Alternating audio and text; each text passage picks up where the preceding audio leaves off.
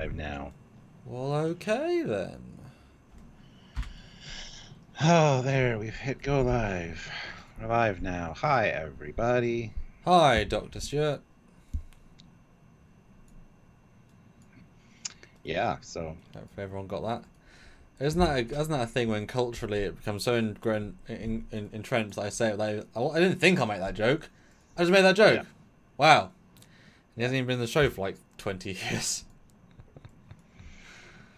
Yeah, but the only good seasons are the first, like, 6, so it's fine. Yeah, when they've done every idea 4 or 5 times. Yeah. But there are only so many ideas. Speaking of so many ideas, yes, like we might be stuck in a rut for 5 years. Or not. Yeah, people were I mean, the way I posted the comment is I should have put an laughing my ass off emoji at the end of the first line, because it's like another 5 years of this shit. I was basically talking about people complaining and bitching about it. Yes. And I don't know. Yeah. I don't think it came off that way, but that's okay. Some people love Kurtzman stuff. Some people hate Kurtzman stuff. We're kind of in the middle. Yeah, most people are in the middle. Yeah. Yeah.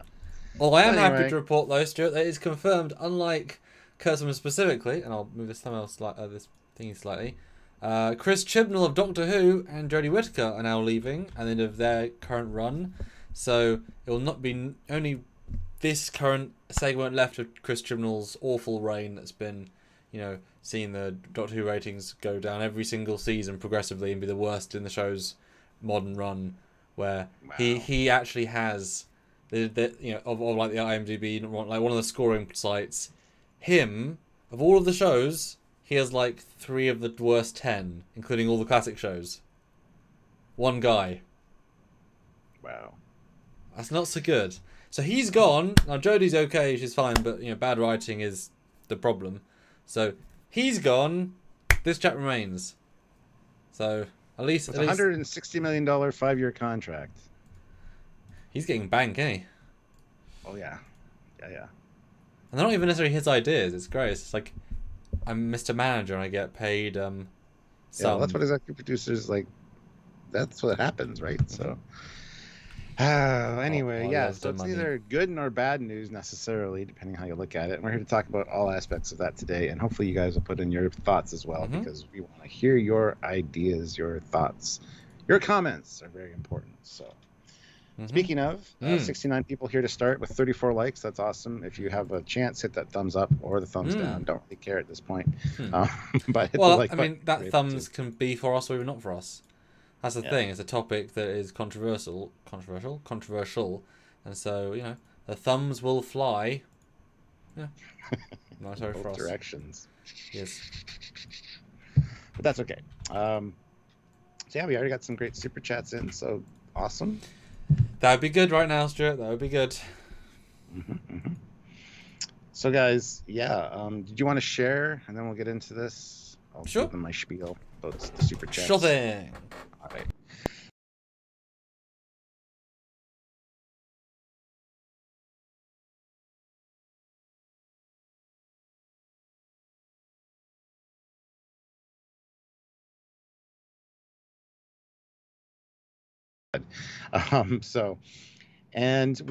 We're honestly, we find the good and bad in all of Star Trek. So I mean, that's kind of the point of us being here. So anyway, guys, super chats are a great way. Like I said, you can join the channel. There's a join button down by subscribe button. Make sure you're subscribed as well.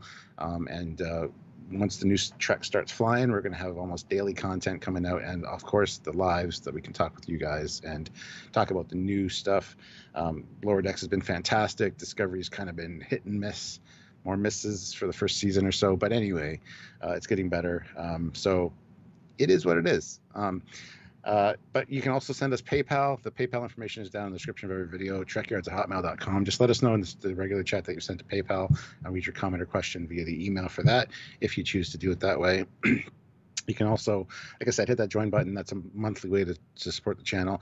Or you can head on over to Patreon/Trekyards as well. There's a Patreon for us over there, and you guys can support us that way.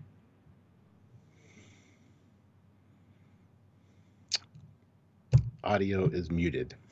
I'm apparently muted. Okay. Daniel.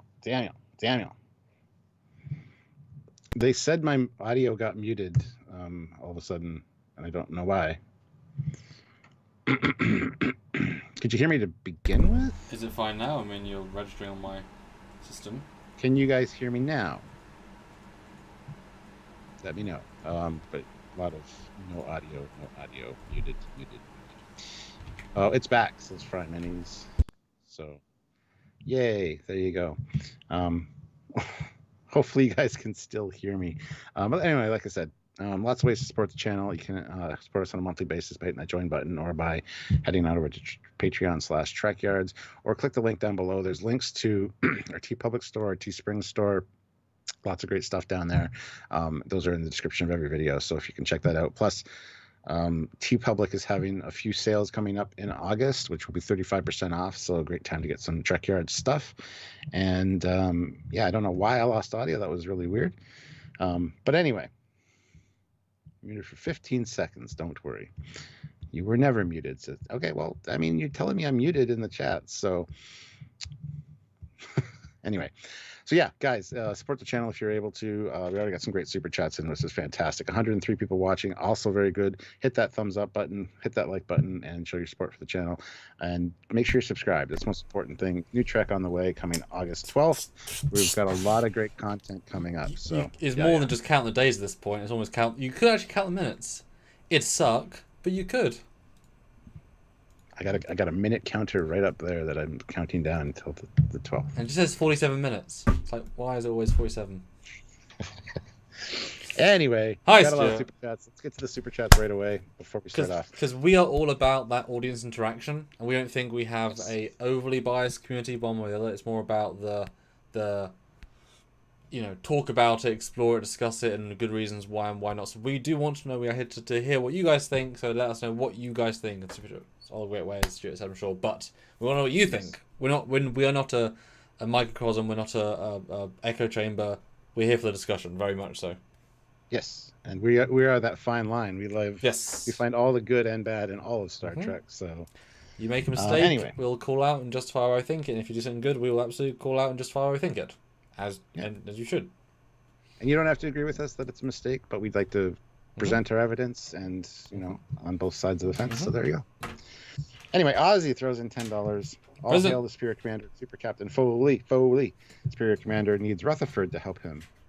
Superior Commander on his computer. I'm gonna put Badgie in some fan film just to make him happy. I will. I don't want to, but I will. Yeah, there you go. Area 51, $5. Hashtag give Trek to Trekyards. Oh, I have filmed so much Trek in the last 4 days, Stuart. I know. I've seen so many costumes and so many actors and so many things. I've just been knee deep in Star Trek. So you've gone on a fan film trek, if you will. 4-day fan film shoot, guys. I think we've technically filmed elements of 7 films.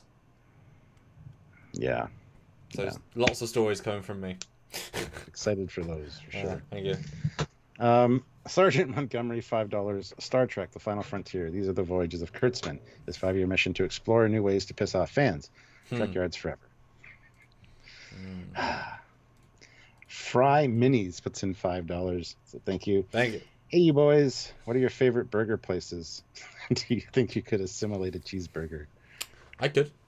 I could destroy a cheeseburger. Yeah. Matt, please do not send me cheeseburgers right now. Don't. I actually mean it. Don't.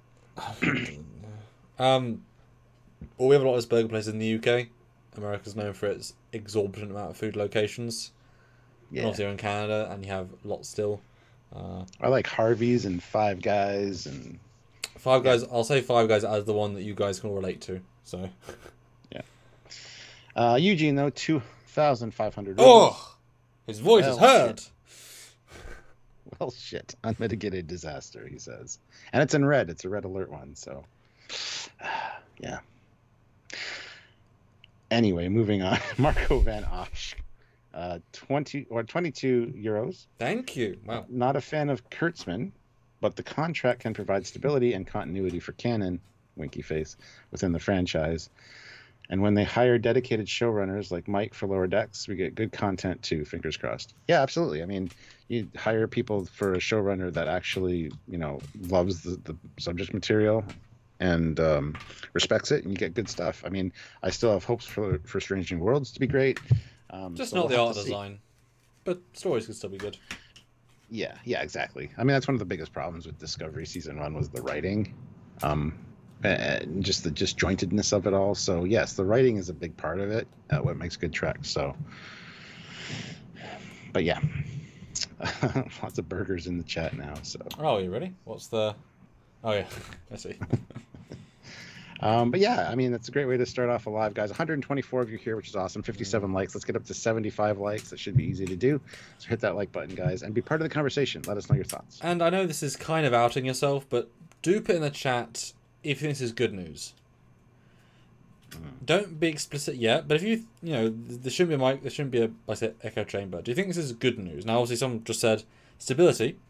Yes, but I agree with. But more as direct good news, you know, that's the comment. I think it's good news. Let us know, and we'd love to have a slight interaction with you, because there are always reasons on every side, right? Always are. So I'd love to hear some of those. So what was your first reaction when you read this? Which, it's amazing how this is news, but it feels like news more than it should do, I think. Wouldn't have like a year ago, but it's like... When I first read it, I just kind of was like, oh, another, okay, whatever, I don't care. Scrolling on, because I didn't know if it was another true or not. clickbait, There's so much clickbate and bullshit. I mean, he's been fired 6 times, so I mean, to be hired for 5 years, I mean, he'll be fired. You know, that TV. Oh, if you break a TV before he gets. Yeah. God damn. See, that's why we don't report bullshit. That's why we don't report bullshit, guys. And then I kept, you know, I saw it once or twice more on Facebook, and then all of a sudden I get messages from some of my regulars, from our regulars that message me all the time saying, you got to do a live talking about this. You got to talk about this. And I'm like, I don't really want to. That was like late last week. I'm like, this isn't a topic we want to talk about. It wasn't on my radar either to talk about specifically. Yeah, exactly. But then, you know, I got like 5 or 6 messages from people saying to talk about it. I'm like, okay, well, maybe it's something people would be interested in hearing our thoughts on. So that's why we're here today. But yeah, I mean, my thought was, okay. And then I read $160 million for 5 years, and I'm like, oh, you bastard. I mean, he knows how to do his job, I guess. Or he knows the right people, like, I guess, maybe. But overall, I was not thrilled. Let's put it that way. And several people are commenting, and this is a good thing to say, them committing to pay him a massive chunk of money implies that they want Trek for 5 more years. And to make a lot more than 160 million, because they don't want to be out of pocket to Kurtzman. So yeah. So at the very least, that's interesting, because, you know, I don't know if they would say we'll keep Discovery going 8 seasons just so it's the longest running Trek show out of spite, which I can actually see happening, because all we have to do is 8 seasons, and then boom. Then it's the most popular season, technically. It's like, oh, wow, you fudged those numbers. But, you know, but if it's 5 more years, you wouldn't expect to see Picard season 6 or Picard season 5. You know, you wouldn't expect to see that, and so they keep inventing new shows. And he's so uninvolved in Lower Decks, I would hope to see Lower Decks season 7, but, you know, what does 5 years mean? I mean, obviously the R&D, Section 31's been on R&D for 3 years now, so doesn't mean it doesn't have to be making stuff for 5 years. You know, just one Section contract. 31 is Kurtzman. I mean, the article talks about it. It's Kurtzman's kind of like his idea, his thing that he's been pushing, and it's always been pushed back on the back burner, which is interesting to me, because they know it might not be successful, I guess. But we do have some new show ideas that have kind of been floating around for a while now, and even talk of another movie. 2 new movies, actually, one in the Kelvinverse and I just saw an article about this, and I think it came on the heels of this announcement, and I think it's probably clickbait, but they still want Chris Pine and Chris Hemsworth back for the 4th one. But in reality, that's just some producer that had coffee with a reporter and happened to mention, oh yeah, we'd love to. And there's no contract, exactly. There's no anything. He just said, well, technically it was said. You know, news is unfortunately far more conceptual. That's why the rumour mill is difficult, because if someone says it in one of the writers' rooms as an idea, that's technically part of the writers' room, but it can be an abandoned idea within 5 minutes. But it was still an idea, it was still something that was said, it was still, but, you know, until it's actually in production, you know, until it's coming out. And even when it's coming out, so if they were, you know, they changed the Picard season finale as it was coming out, in essence. So, you know, until it's finished, it's still in flux, etc. Oh yeah, everything's in flux, unfortunately. That's what I mean. It's like I don't believe it till I'm sitting there watching it, eating my popcorn. And even then, it might change on the spot. But they have shown they will not improve things on the Blu-rays. They will not go back and fix mistakes that they made. I told you they wouldn't. I know, but I'd hope every year they'd fix their blatant mistakes. And I was always wrong with those teams. Amazing. I was always right. You were in those. First time for everything. But I was right about a lot of Lower Decks twists. Oh yes, I was starting to get right on Mike's brainwave. Yeah. Mark Lawrence though, $5 with Kurtzman still leading. That just frees up more of my money for fan films and you guys. Aw, thanks, Mark. A lot of fan films, but it is worth noting though. He's not a showrunner of any of these things. He's a producer like Rod Roddenberry is and all these things. That's a figurehead, you know. So yeah, like you'd said, once you get to a certain point, you put less and less work to each one. He was a showrunner of Discovery Season 2 for like this much, then he got replaced. Like, he hasn't done showrunning for anything else. He's the ideas man, he's a team man, he's the bring people together. He's the, I'm Mr. Confident, saying to CBS, we want this. They say, okay, Alex, you made us $45 million last year, we'll invest. Yeah, he gets the team, he sits back, has some creative, he puts his spin on everything because he has to be involved, but they make it themselves. So he's not you know, in charge is relative. He didn't write in the Lower Deck scripts. He probably barely had any influence at all. So, you know, and you could argue, you know, Gene Roddenberry, once he moved away from being active in TNG, well, he was involved, but he wasn't leading it. Yeah, exactly. You know? But his name's like first and foremost what you see on screen. Mm-hmm. So, yeah, absolutely. More of a figurehead, brings the money, kind of keeps the teams under him doing their thing. But, yeah, totally agree. So it's hard to say he's in charge. He's a top producer, but he's not necessarily the follow-through man. And as long as he's not writing anything, that's good. He can have ideas and they'll be improved. I'm sure he hasn't written anything. Maybe if he writes something, it'll be good. But I just meant The Mummy. Like, he directed and wrote the Tom Cruise Mummy film. That was his first big directorial out. And that was like a huge, like one of the biggest bombs of that year. So I'm saying, don't let him be. It's like JJ. Don't let JJ write anything or have any story ideas. Good director, bad or other things, but most people aren't everything. You know. Well, good director if you take away all the flashy, beamy spotlights. But even those can be fun. Like in certain contexts, it's just, you know, given the. And then it's funny, they weren't even in Star Wars lens flares really. They'd almost work more.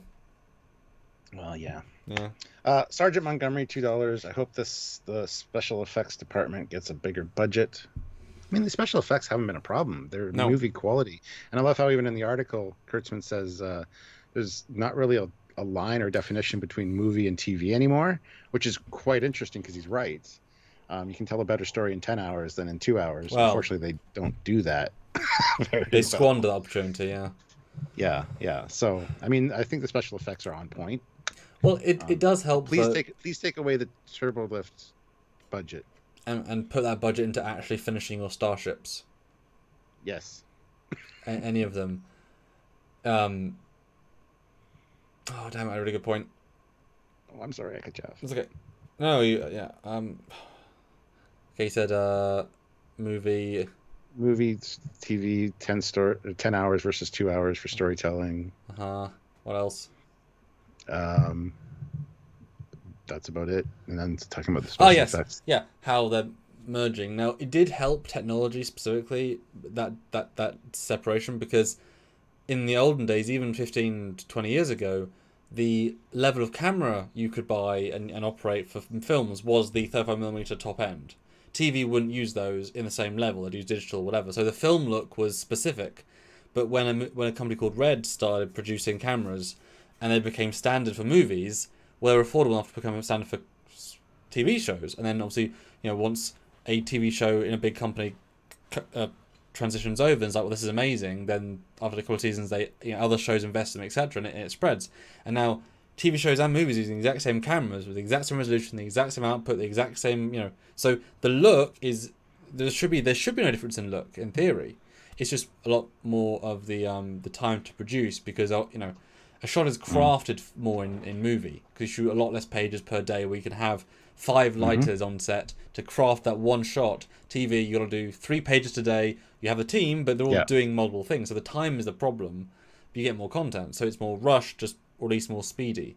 But the same cameras and even literally Pixamondo does the visual effects for Discovery and Picard, does movies. So same teams in the same building. So the line is different, but because there isn't any difference in who's making it when they're making it. It's like if a fan film used a red camera, it would look more professional. You know, and we can all use Premiere now, and that's a professional video editing software. So those lines are, by definition, almost gone. You know. Well, that's one thing I do. The whole statement of there's just not real much of a definition between movies and TV anymore. I kind of agree to a point, but at the same time, you're absolutely right. You can take months to years to film a movie and spend all the time and make sure it's right. Where you're on a TV schedule, you're a very limited time scale. So you're absolutely correct in that regard. So. And they've been rushed every season and produce rushed content every season. They can just hide it with binge watching and kind of move past it and don't think about it and you know. Matt Boardman, $5. Midnight's Edge and Doomcock just got excited because they can now report that he's been fired for the next 5 years. Yep. No comment from Samuel. Just moving on. Eugene, 500 rubles. Again. Bad news. This kind of falling upward driven properly by metrics means the franchise is not in hands of creative people, but corporate salespeople and MBAs. Unfortunately, that's the way the landscape is right now with these franchises and most TV gestalts like Star Trek. Well, most things, I don't know, they're not really all TV like Star Wars and stuff. Unfortunately, yes, the corporate mentality is a thing we have to deal with now, which back in the 90s, I don't think it was the same landscape as far as that goes. So, well, part of the problem is that everything takes more money to make, which means everything takes more money to become profitable, which means the amount of percentage of your the eyes on the project is more because we have to make 80 million on this profit. In the old days, it would have been 40, and then obviously more would be better. So there are more eyes on projects, which means more interference, which means the producers think they know better because it's their money, so they do know better in the logistics of just the technicality of the bullshit that goes on with that. So it's a very odd system, and but if Michael Mann, great guy, hired him, he's done great work. We can't speak to Prodigy yet. We haven't seen it. We will not judge the actual show itself. We can judge the visuals because those are very specific in the show, etc. But for the show, I mean, it still might be an amazing show. It's maybe not the best Trek show, but just like the Star Wars films, it can be a good film but not a good Star Wars film, or vice versa. There's very few very good of each, arguably, if you want to get really what's the best Gene Roddenberry Star Trek? What's the best action Star Trek? What's the best sci-fi Star Trek? There's variable things, so it's all still a bit of a plethora. Yeah, absolutely. BJ Turon, $2. No, Kurtzman's ideas are bad too.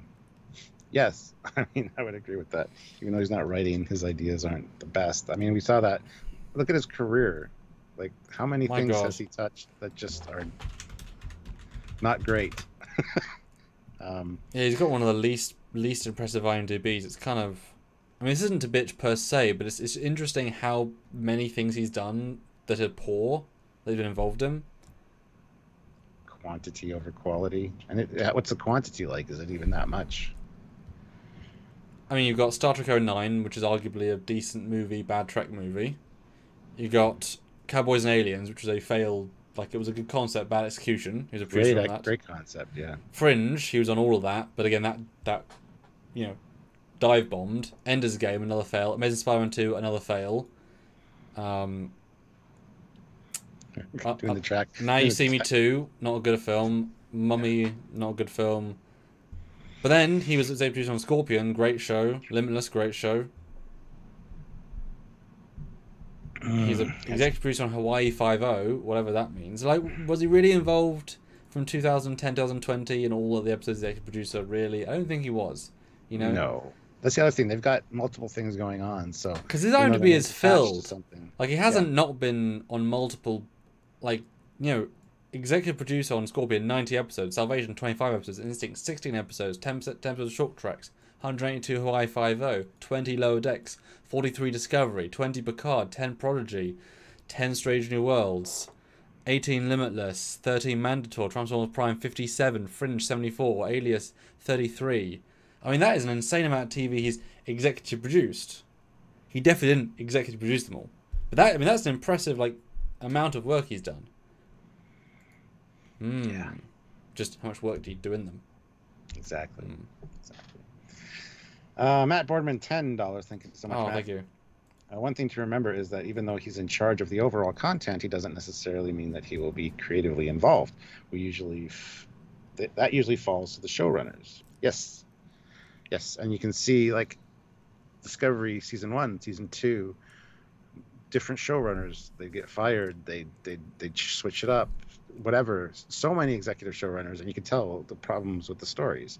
Whereas Lower Decks, great showrunner, loves Trek, did a fantastic job. So yeah, the showrunners are the guys that are the creative minds behind the things. So, and people are commenting they love Fringe. Yeah, Fringe was this one thing with J.J. Abrams. Makes a good season 1, same with Alias, but then as the shows go on past the concept, they get worse and worse. A lot of shows do that, though. To be fair, sure, but his are known for some pretty drastic fall-offs. And it's just like I say, it happens, but his ones happen guaranteed. It's like season 1, woof. And then he leaves, and it's like, oh, his lieutenants can't keep it going like a lot. So, and we all remember the first season is normally that was a good show. It's like, yeah, but do you like season 5 episode? And, season 5? Sort of vibe. But I do think, and I don't even think controversial at all, that if Kurtzman had been the showrunner of season 1 of Discovery, and he took out the massive upheavals and changes, it would have been a better show. Because it would have had a cohesive vision, and it probably would have had as drastic art design difference. Especially, I can't imagine doing a Klingon difference because that wasn't him. I mean, none of the art designs were him, so that's not him. He's the creative stuff in the, and you could argue not even season 2 of Discovery because the first half wasn't his idea either. He may have had more ideas involved, but it wasn't his concept for the season. So he's not done the worst stuff. But he's always been there. Like, he was one of the people who brought them all to the table. But just that cohesive vision, starting from a stronger place of Discovery Season 1 would have been better. Would have been closer. Would have been an update, probably just a better update. That's why Strange New World is interesting, because that is actually a Discovery era fresh vision from those guys. Unfortunately, mired in what Discovery was. But it would be, would have been interesting. But then he also co-wrote 09 and Into Darkness, and those were awful scripts. Also, the alternates, they could go further. They didn't feel the need to be constrained because they could do whatever they wanted. And when you have the freedom, you can do whatever you want. Yeah. Spock can punch people. I mean, who cares? Who cares? Well, it's been pointed out before that he wasn't a Star Trek fan before kind of getting into this, and same with Transformers. And you can tell, like, he got these big franchises, and, I mean, Transformers, the first movie, actually isn't that bad in retrospect, but we compare it with all the other ones, it's one of the best, obviously. But as far as Transformers go, it just missed the mark on so many levels. Same with 09. If you're not, I mean, and I get it, you don't have to be a fan of the franchise to make great stuff. I mean, look at Nicholas Meyer. He wasn't a fan of Star Trek at all, and he made arguably one of the best Star Trek movies. But he did become a fan while doing his research to make the movie. So he was a fan by the time he got on set, just not when he said yes to the job. Yeah. So anyway, so it isn't fair to give him all the negativity. Like he took a dumpster fire, and he couldn't just cancel it, and he couldn't just you have to save face. Every season you've got to be, that was great, and we'll lead him with canon, and we'll do great things, and because if imagine the investors, if you have one comment out saying, yeah, the last showrunner really shit the bed. I'm fixing it, but I'm just going to throw out every art design. Because imagine the budget people saying, wait, sorry, you want to rebuild the sets and all the costumes? Yeah. No. Yeah. Sorry, no, you can't. We don't have budget for that. You're using all of these elements for season 2. Sorry. We're not giving you more money. And so imagine being put in this position of, well, we can't change any of the cast, any of the crew, any of the costumes, any of the sets. Yep. Right. And do something creative. But if you take over a dumpster fire, you don't get in there with a pitchfork and start whipping the fire onto the nearby buildings thinking it'll improve them, because he's done that. He's spread the shit around now. So I mean, I would have people have made miracles with less. He could have reinvented it more, and even small things like have them swap into the Discovery Enterprise uniform would have been a massive step up. Wouldn't have been that much to give them all those new uniforms, and just little things they could have done, but yeah. Well, Everett Johnson though, $5. So thank you, Everett. It makes me think of Shatner, great actor, but don't let him direct and write. Personally, I'm excited to get all the new Trek, Live Long and Prosper Trekkies. Shatner is a great actor, and he's not a bad director per se. Everybody shits on Star Trek V, but I find a lot of good stuff in Star Trek V. But you got to remember, his budget was drastically cut, even while they were filming. He had to make a lot of changes on the fly, including rewriting or redoing the entire ending of the movie.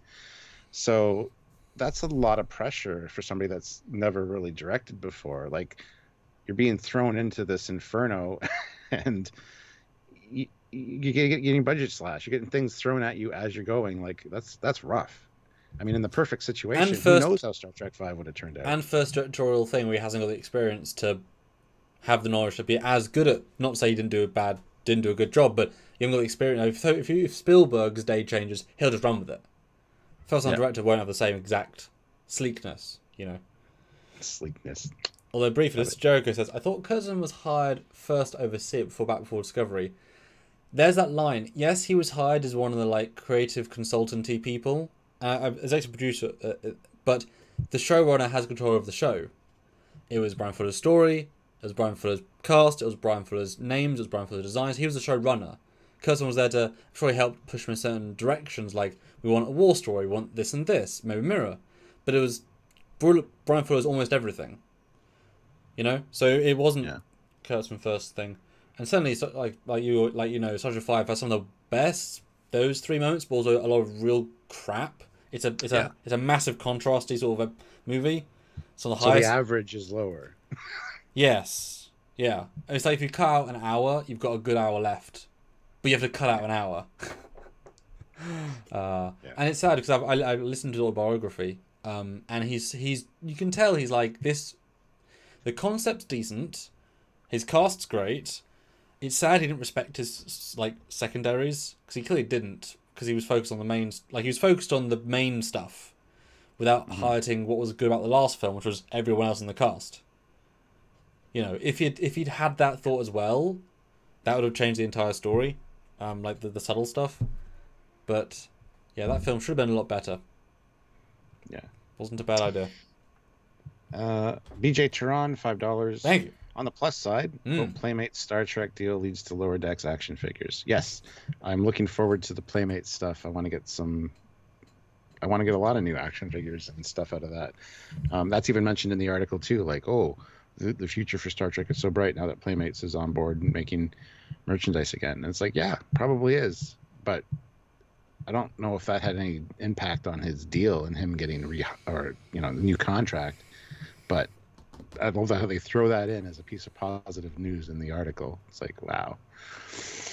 But yes, I agree. I want to see more action figures. And Mr. Jogo says Fuller has an excellent track record, though, who's probably a good reason for all these changes. Fuller has a great record outside of his Star Trek contribution, but I've watched some interviews of him during Voyager and DS9. He was unhappy with working on Voyager, not DS9, and ideas he pitched were not ones I would consider very Star Trek-y. He wanted to change it into something else. Yeah. And it's he wasn't one of those really made for Trek writers, so that's why he wanted to change Trek when he got into it. But you don't just change Star Trek into a dark Star Wars mirror bullshit with a psychological theme, and he's a weird guy with weird ideas, and he wasn't right for Trek. Well, remember going into Discovery though, before it started, and Doug Drexler was so excited that Brian Fuller was attached. He says it's going to be good, and it just what happened? I don't know. Give somebody too much power. And yeah, I remember change a whole species. How did a Pulitzer Prize winning author write such a bad season 1 of Picard? Because he didn't win Pulitzer Prize winning material on that show. Yeah. Just because you win for one thing doesn't. You know how the guy did Back to the Future theme? How many songs does he have that are winners? The one. You have a hit. You have a thing that goes well, and often I know his American Gods was Fuller's big thing, but how many people around him in the writers' room had good ideas, and the filming guys really, the cast is really good. You know, it's not one guy does everything in every part.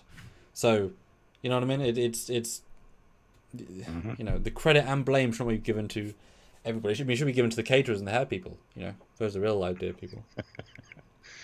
176 people here with 97 likes, guys. We can easily hit 100 likes. I want to hit 150 though, so hit that like button.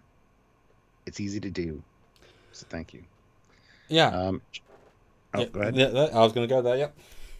Jonathan Davies, £2. Yeah. At least we'll have lower decks. Mm. Yeah, and that's Like the thing. 10 days. Somebody mentioned earlier about stability with this contract, and yes, it's true. It kind of guarantees new Star Trek for at least 5 years, good or bad. But still, we're going to be getting Star Trek for 5 years, so that's a good thing. Although that isn't a foregone because they have announced writers for the new Star Trek 4 times. I know. Announced writers, which implies they've paid them to write things. So, you know, things may still crash and burn. I don't know how this crash and burn. I'm just hoping Discovery ends at season 4, start a new show. You know, it'd be more interesting to have them sort of like alternate through shows, etc. Yeah. BJ Turon, $5. I love Star Trek 5. Not a great film, but comfort food for me. Book on its making is great. Adds to film as you see how they did it and why. Yeah, I mean, I don't think it deserves all the hate it gets. I do like a lot of moments from Star Trek 5, but I can see as a cohesive whole, it's just kind of not what it should be. So, but yeah, I totally agree with that. And General Grievous with $2. No disrespect, Brian Fuller is like a Mira Wonka. Okay. I don't know much else what Brian Fuller has done, so but Denny Atkins says Back to the Future theme. Huey Lewis and the News were epic.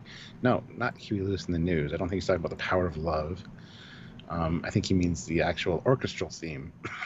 No, I mean no, I mean Ghostbusters. I was just thinking of the Ghostbusters theme. Oh, that one. Yeah. Because a Key and Peele sketch about he made one good song and then never made another good song after it. Ray Parker. There you go. That's what I was thinking of. Sorry. Yeah. Gotcha. You know. But yeah. Although, keep hitting that like button, guys. And can I just say, this is definitely not been a hateful comment, chat, which is good because we're not about that. And I think this has been a very good discussion so far, as we expect. We ain't no hate channel, we ain't no sucking dick channel, so we are nice in between. You get a cookie if you do well, and you get a little slap on the wrist. Yeah. And a stern the serious eyes if you've done bad. Yeah. No, it's you know, because arguably he is at this point the most successful creator in Star Trek history. Because if you assume that he is specifically the one that got every one of these shows greenlit after Discovery, then what was the guy? Michael Piller? No, the other one. For TNG. Stephen Bear? Nope, for TNG. Ron Moore? No. Ron Moore. No, the other one. The last one. The main one.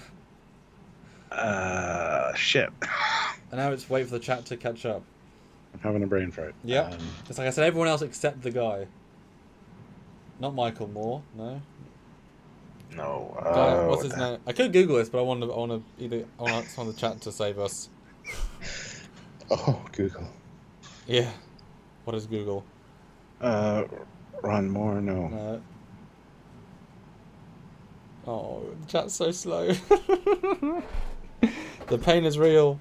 Rick Berman. Rick Berman, hey! Thank you, Matthew. Thank you. Why couldn't we think of that? Goddamn. So Rick Berman, he didn't get TNG off the ground. He got Voyager, DS9 Enterprise. That's only 3. Kurtzman got Strange New Worlds, Lower Decks, Prodigy, Picard. He's now the most successful Star Trek producer ever. He got 4 shows off. Sorry, he got 4 shows greenlit. If he gets any more, you know what I mean? Like that. Now they are throwing shit at the wall, seeing what sticks. Is that approach? In an era where they have to make content to have a monthly streaming service to succeed, and they don't necessarily fully care about the quality over the quantity over the mass appeal, etc., etc. But you know that's impressive. But obviously, back in the day, one new show was a bigger deal. 26 episodes a year. I mean, that is it's 10. I mean, okay, so it's 13, but takes 2.5 seasons of Picard to match 1 season of Voyager. What took more work? So it's not quite as much. I mean, if you break it down that way, he's definitely on less seasons than. I mean, it'd be hard to break like 23 seasons and 6 movies. I mean, that'd take a long time for him to catch up with, but yeah. I mean, it's a good point, actually. The amount of content is actually much diminished, but if you're talking show launches, you're right. So, yeah. Tilly ML puts in $10. So thank you so much. I gave up on New Trek. I'm for inclusion. Star Trek has always been a vessel for inclusion, but the new writers don't seem talented enough to do it smoothly. I'll keep watching the old ones. Yeah, the old ones aren't going anywhere. But as we know, they can be actively damaged by the new ones. ILS-759 and Jean-Luc Picard's character. Yeah, but when you're watching the old ones, you kind of... Well, that's the thing, though. Because we watched a review straight after Picard, and we both said this felt bad watching him, because he's much better in TNG, and also, he's going to be a depressing old man. But now, we've been watching TNG, not even thinking about Picard. Don't care. Like, it's as non-canon as it could be. It's in the future. Who cares? We make the odd joke of, if only you know what you have in store for the future, but yeah. Yeah, so really, if you don't think about Picard, it doesn't affect TNG, but in reality it does. Yeah. In Hollywood, you fail upwards, as they say. Yeah. I'm sure General Grievous, yes, I'm saying that literally and seriously. I was just making a pure technical point, not a quality error. Space Force, thanks. I saw. Sorry, actually, you go with your thought first. No, I'll write mine down. You tell us yours. Okay. Somebody had mentioned in the comments that they're excited for this because it's introducing a new golden age of Trek, and I've long stated that the golden age of Trek was TNG, Voyager, DS9, Enterprise, the movies going on. That was the golden age. Canon was pretty much rock solid. There was a few canon mess ups, but whatever, it happens sometimes. This is the Silver Age. It's like the Silver Age of comics. The Golden Age had Batman, Superman, all the main guys. The Silver Age brought on everybody else, all the side characters that got their own comics lines, comic book stories. So now there's so many like spin-offs of other spin-offs. Like we got Discovery, which spun off Strange New Worlds. We've got maybe Section 31 that spun off Discovery as well. Like it's the Silver Age of Trek. It's still good that there's Trek on the air and there's new Trek coming. That's fantastic. But I wouldn't call it the Golden Age. The Golden Age is done. You had TOS, which was the established everything. Then you had the Golden Age with TNG and all those shows. Now we're in the Silver Age, and it took a little bit of a break to get here, and that's cool. But I don't think there'll be another Golden Age of Trek, unfortunately. That's my opinion. I mean, if you want to call this the Golden Age, then call TNG, DS9, Voyager the Platinum Age. Because there you go. Because the Diamond Age. Yeah, because they look better now in comparison in terms of quality storytelling, quality characters, and real effort. Like not like hours of effort, but craft. Like real, like in all the fields, not just making the current craft, but they did a lot more with a lot less in a lot less time.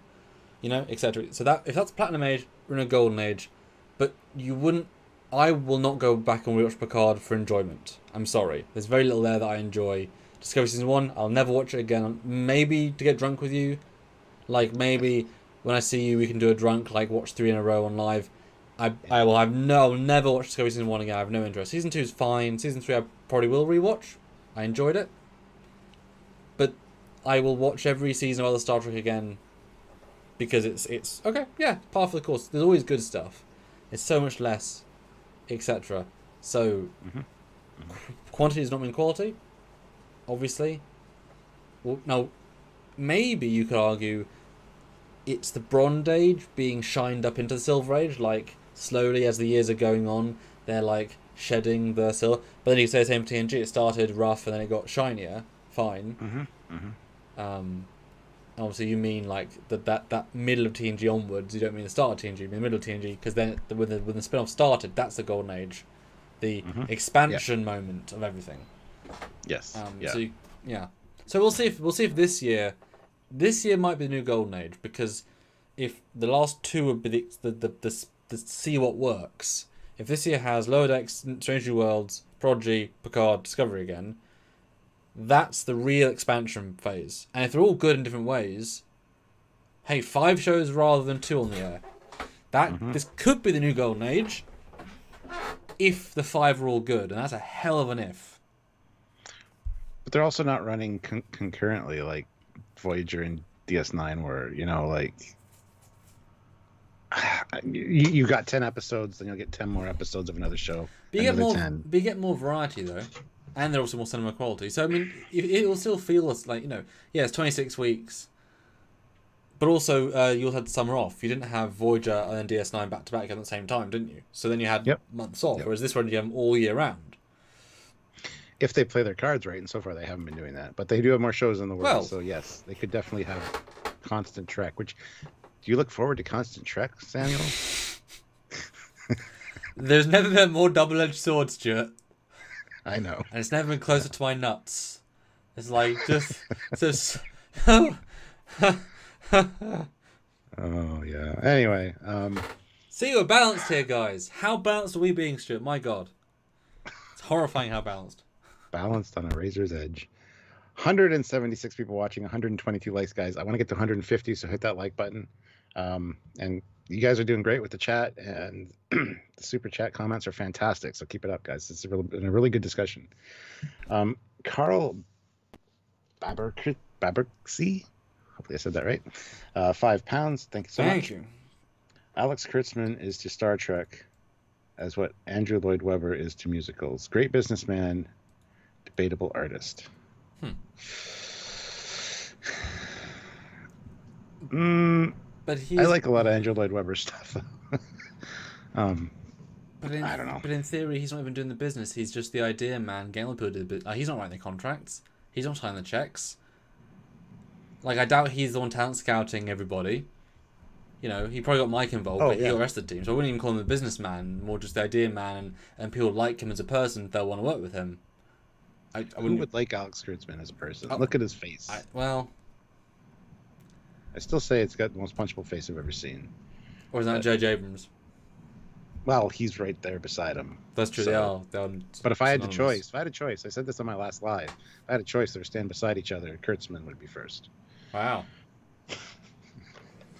So, brief thing. S1 Noir.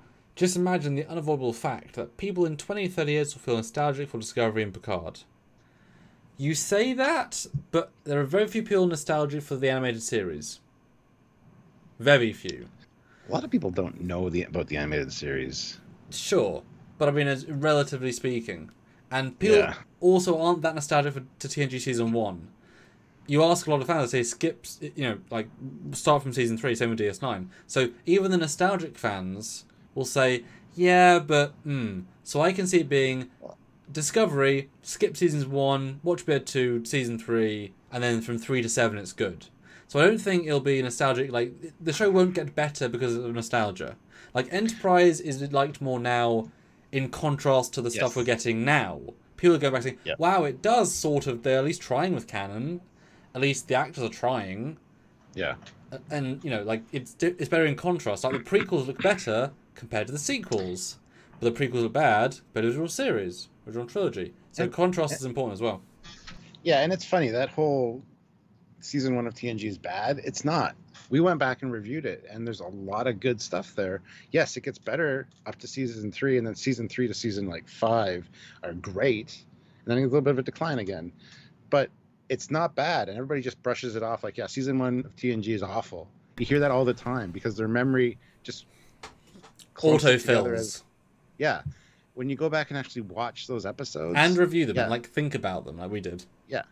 There's maybe 3 or 4 real stinkers for sure. Yep. But there's also some great ones. Characters that could have been better, I guess, but for the time they were really, really good. So. And you see the actors shone through. You see the character being built very, very early on. And it annoyed me because either you were on the one or I watched something else. Andy Trekker did. Or I guess what's his new name? Salty Trekker. Yeah, and same with Law Reloaded. Both said very flippantly in a very recent video. Well, see, TNG season 1 was awful, so it's like yeah. When was the last time you watched it? I bet not for at least 5-10 years. Like properly sat down and watched all the season. But they haven't, because even you watch TNG regularly, but you don't necessarily watch it. There was a difference, It's always on in the background. Yeah, pretty much. But yeah, you're absolutely right. So no, you're absolutely right. I'm agreeing with you. Just I know I'm right. And I'm excited to go back to DS9 season 1 because I thought Voyager season 1 was more rough, but rewatching Voyager season 1, way stronger than I thought. That's like jumped above quite a lot for me because there's actually a lot of good stories in season 1 of Voyager. It's surprisingly good considering the problems they had. DS9 might be different. I remember a lot of negatives, but there might be a lot more subtle positives like TNG season 1. I'm excited to get there and see. I am too. I remember the pilot being crap. Yeah. And those reviews are coming, guys, so stay tuned. Make sure you're subscribed. Click that like button. We have 177 people here with 133 likes. Guys, I still want that 150, so let's do it. Hit that like button. General Grievous puts in $2. This could be the Iron Pyrite age of Trek. LOL, just kidding. Pyrite is fake gold. So I thought it was an Iron Pirate.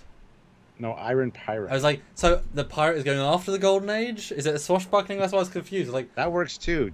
Alex Kurtzman's trying to ride on Star Trek's. Do you see why I was building imagery in my brain? Oh look, Lore Reloaded's here. Super chat from him in just 1 second. Snoopy McQueen, $5, and just after you name drop him. Snoopy McQueen. He's $5. watching clearly. Picard sucks. Disco sucks. Lower Decks okay. Kurtzman Trek sucks. Oh. Snoopy was one of the guys that actually messaged me saying you got to do a live with this. So here we are. See Snoopy. That's right. We listen to you guys. Okay. Speaking of, puts in $5. I do lore breakdowns consistently. Watched season 1 within a few weeks ago, lads. Okay, and is it as bad as you remember? I somehow doubt it, because we reviewed it not that long ago as well, and we were surprised by how much good Trek there was. And there was a slight difference when you binge it for finding content versus actually sitting down doing a 2-hour review, you finding pictures, us writing full notes. Not to say you don't write notes. Yeah, but I mean, also you just might not like it. I know you're a bigger Star Wars fan, or at least somewhat bigger. Yeah. I think you see that he comments and says, "Of all the times for me to walk in." Yeah. Right. I mean, hey, maybe we can debate season 1 at some point. That'd be fun. Yeah, bring in Salty Trekker too. But that's the problem, though. The Code of Honor throwing in is a good throw-in, but okay, we know that one. Bring something else. Just because there's a knife next to the body doesn't mean you did it. That's good. That's good. I stand by my comments of that episode at the time. Carl, wherever they were. Another £5. Thank you. TNG season 1 is ace. If you see it as an extension of TOS, Ron Jones should have stayed on his composer throughout TNG, proper space opera. That's the thing. There's a lot of Star Trek Phase 2 scripts that got bled over into season 1 and 2 of TNG, and you can tell they would have worked much better with Kirk and Spock and McCoy. And we pointed that out during our reviews. Like, this episode was clearly one made for Phase 2 and expanded on. So yes, I kind of get that. They were reusing the scripts that they had already done for Phase 2, and because they never got a chance to use them, perfect thing to do for the new Trek series. And you can tell. So yeah, I agree with that statement. Well, I wouldn't want to think of it as just another season of TOS because I think the characters are so relatively different. I would rather just think of it as a rough test of trying to get TNG back. Good ideas, good concepts, but they clearly weren't there yet. And as we saw throughout the season, they hadn't even finished building the sets yet.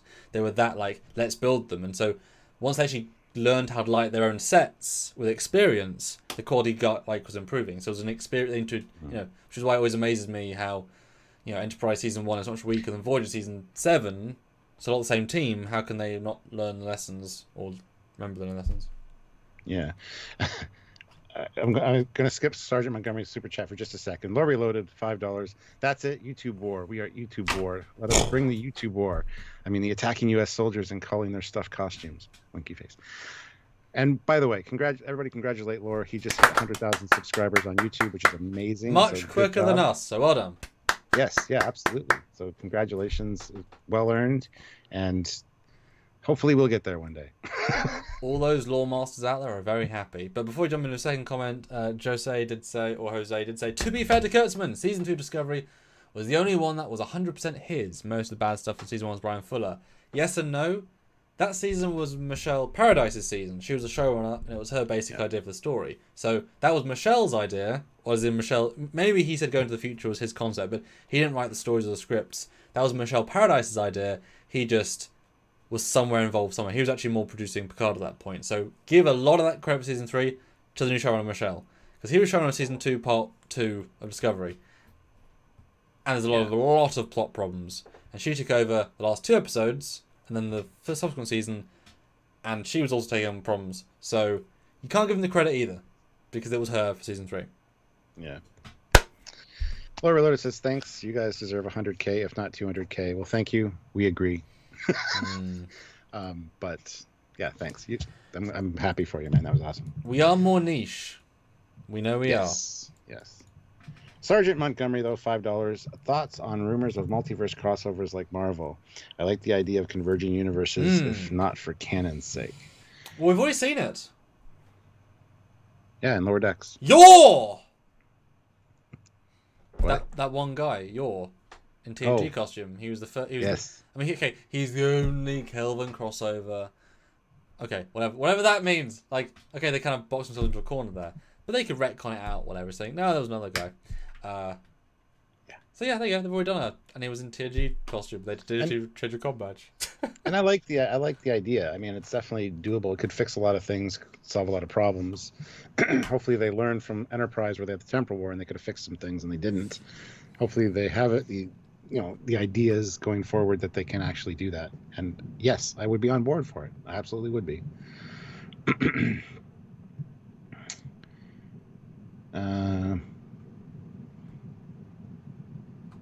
Mr. Jericho, we can't say. Although she was using the rules of the universe. It's like, once we establish the turbolifts, well, they exist. Either you just ignore them, or you pander to your fans. Like, we've already got this as a plot device. Please ignore them. Yes. Oh, God. Ignore those fucking turbolifts. Throw them in the turbolift that's a bottomless pit. Like, throw them into the pit. Wait, they're all bottomless pits. Yes. What? Let's see. Reloaded says, I have to head out soon, but I try to come in and watch for a while. I mean, I don't know I've watched the stuff to enjoy it, but it seems poorly done. Always respect your opinion, either way. And it is tricky because if poorly done compared to their best work, that's a metric. There's if it's a story being told with actors acting, there's different metrics, you know? That's how you can review 09 as a decent film, bad Trek film, good action film, poorly... there's metrics of all these things. It's like Season 7 of TNG is also not as good. It's a sliding scale. But that might be a fun debate. Maybe bring in your favourite 3 and worst 3, each of us, and see if we all line up. Because people have different ideas, and we're lucky we have similar ideas and also very dissimilar in good places, which, boy, it helps. Yeah, I couldn't do the show without you, man. Vice versa. Carl. Because, I just can't read out the super chats. We know this. I'm incapable of doing it. Carl puts in another £5, so thank you so much. Thank you. Just hoping that Kurtzman keeps his creative mitts off Strange New Worlds. It's the only one I'm really looking forward to. Yeah, and they've been so tight-lipped about it. I have such high hopes for that show. Stuart, 2 words, though, unfortunately. Cautiously optimistic. No, 3 words. Showrunner, Akiva Goldsman. Which is only a one rank below Kurtzman in the scale of Thanks for the reminder. I'm sorry, but showrunner. They haven't got a top tier showrunner. At least he directed the first 3. I think he's a showrunner. I think he is.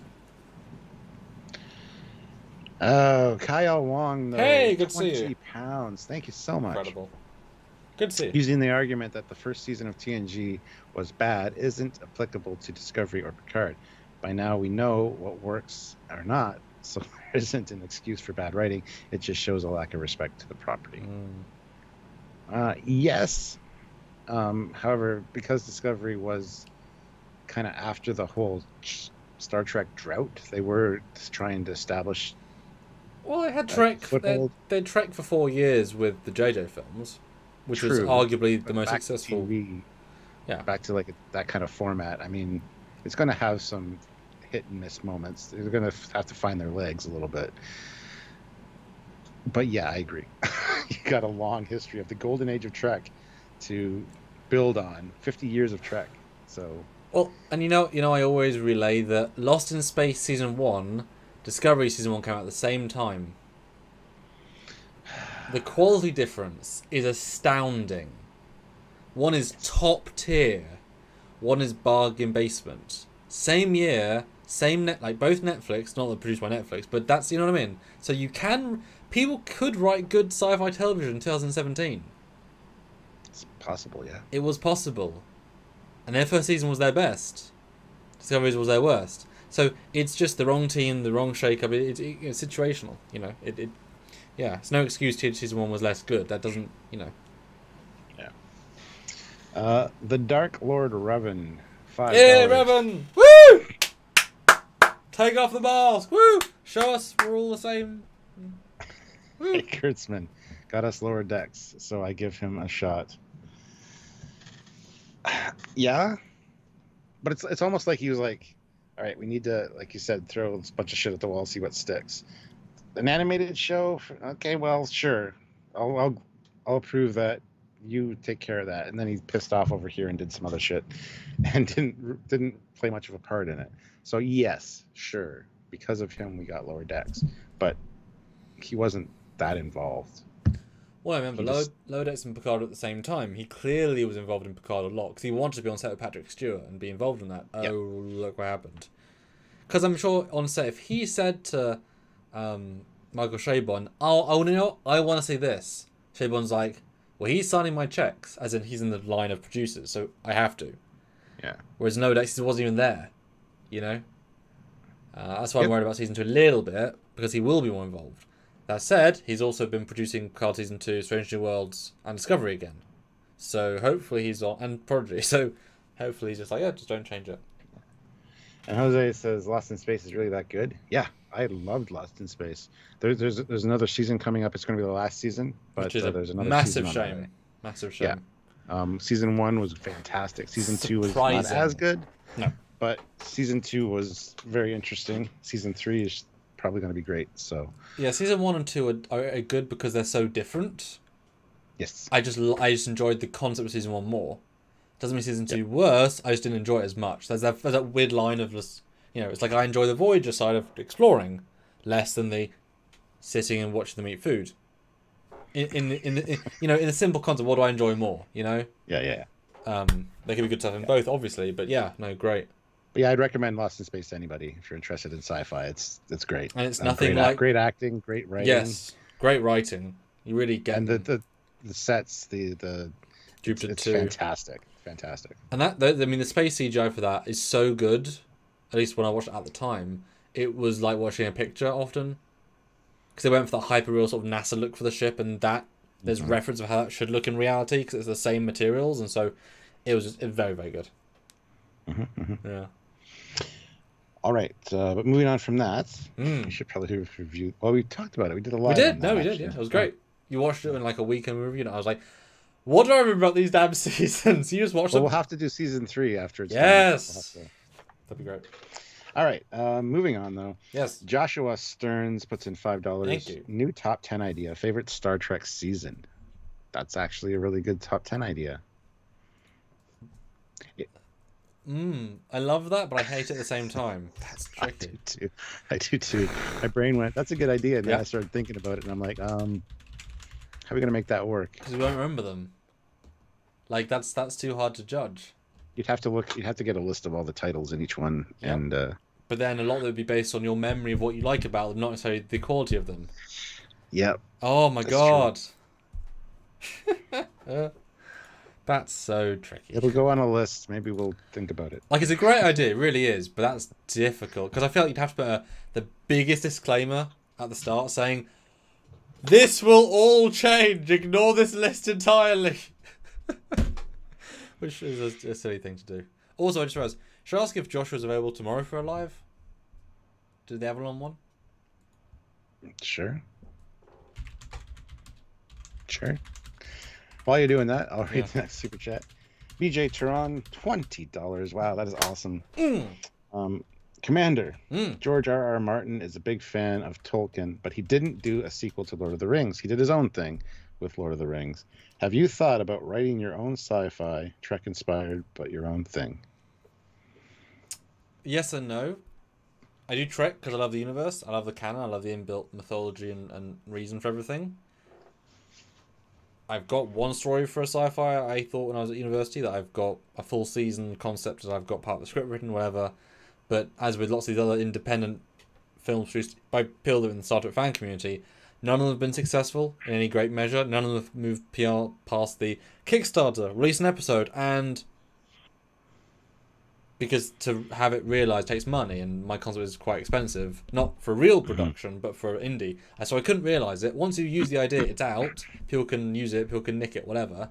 So I wouldn't be able to create anything of good quality. And think about it, if I've got, so say I did that, right? I'd have to raise at least like £200,000 or dollars just to make the costumes and green screen sets, and like it's just absurdly expensive. You know, it's just not worth my time to tell these little creative stories in a non-Trek universe or Stargate or whatever, because you know, wouldn't be able to realise them in any way I'd be proud of, really. If a production company wants to buy the idea, that's different, and I'll certainly produce it. If I, you know, skip 10 years from now, give me 50 million, I'll make a great, you know, I'm sure I can make a great season of TV or whatever. But you know, don't blow your one idea on a, can't do it. Whereas, you know, I've already got these 3 sets for a Trek shuttle and Trek model, and I can make them all look good and fly, and yeah. Heard it here first, guys. I mean, 10 years, Samuel will have his own sci-fi franchise. Just needs to make it big with the money. Get a $160 million contract. See, you need to hire us for 5 years as Trek. I'd be on board. I think we might have some good ideas. Yeah. I think April 1st, I had a dream about some really great ideas that we would have had, but and not to say that, because I know John Eves is very, very good working to the letter of the brief, even if it goes against the letter of the universe. yes. Even if it actively goes against the letter of the universe.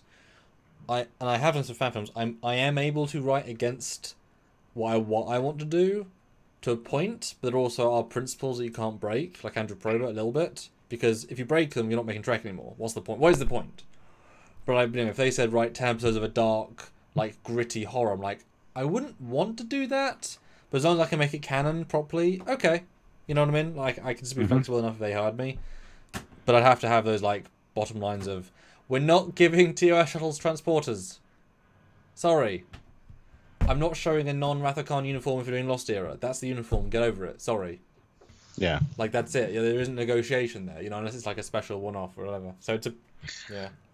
Melissa Jericho's saying that's how Expanse started, just with an idea. And then Marco says, or get it animated. Well, you could write a novel. I mean, that's sure, but there are literally millions of books made a week. And most of them are self-published that go on Amazon, and then the idea gets out there. I mean, the Tardigrade game, do you really think that wasn't an inspiration for the show with the amount of similarities? Are you kidding? Of course it was. Even if it was a side idea that was, you know, because you can have ideas that are in your head from 10 years ago you don't think about, and then you just put things together. You know, once your idea's out there, it's out there. You don't own it anymore, you know? Yeah. Raphael says they should have a disclaimer showing Senator Vreenak saying it's a fake before all Kurtzman's Trek programs. Yes, like the roaring lion beginning of every show. That's good. Kyle Wong, £5. What do you guys do besides your YouTube channel? I mean, so much. I used to be a private investigator. Now I'm more of a consultant. I don't really do much of that anymore. That's when Trekyards started almost 7 years ago now. Did that for quite a number of years, but don't really do much else right now, honestly. Trekyards is kind of the thing that we do. Those bastards at CBS make more Trek, and therefore have to do content on it. I mean, just self-fulfilling prophecy, you know. They make more Trek, they get more Trekyards, you know. Ugh, terrible. 5 more years of Trekyards at least. For this contract. You gotta look at the bright So side basically, of that. Kurtzman contract is our contract. He Yeah, so signed maybe- our contract, Stuart. Oh God. Do you think in 5 more years we can get another 40,000 subscribers and actually get 100,000 subscribers in 5 years? Oh, come on. We'll get to 61,000 because of YouTube purge, but Lord Load will go down to 40,000. So everyone will just go to. There'll be another subscriber apocalypse. Yesterday we were at 60,130. And then today we're down to 60,118. Like, what the fuck happened to 12 people? Like, anyway, it's frustrating. But niche content, it's, yeah. But there was a question there, though, about something. Oh, what do you do? Yeah. I mean, Trekyards is my mostly full-time job, and then fan films is a secondary, and then my own creative fan film work, and then that's it. I do a lot of a few things. Yeah. That's why I literally right now have 3 different Voyager com badges on my desk. Literally, all from uniforms that I took off today because they go in a box. Or this one, yeah. And I have another special com badge that you know what, I'm gonna show Stuart, but I'm gonna turn my Skype because it's an exclusive com badge that I'd made just for my fan film. So I'm gonna turn it off. I'll just make sure I do that first, and I'll show Stuart. Where's the me thing? No, that's Stuart. Go with me and brush my turn to you. Okay, right. I've now turned it, so I can now show Stuart. Are you ready, Stuart? yes. This is a custom one made for us. Ooh, beautiful. Yeah. That's how it should look. Even painted with the actual colours, so it'll match directly on screen. Thank you. That's awesome. Has that just made your day? Yes. But it will be an in-between. I'm not going to undo the canon, but if I do anything this will be the badge. This will be the thing. Yeah, come on. I approve. You guys would too. It's really You'll see it pretty. one day. It's really small, but it's really pretty. God, it's just... That's what she said. Sylvia, man, that's what she said. Well, that's what you mean by she, right? You're the royal she. Yeah.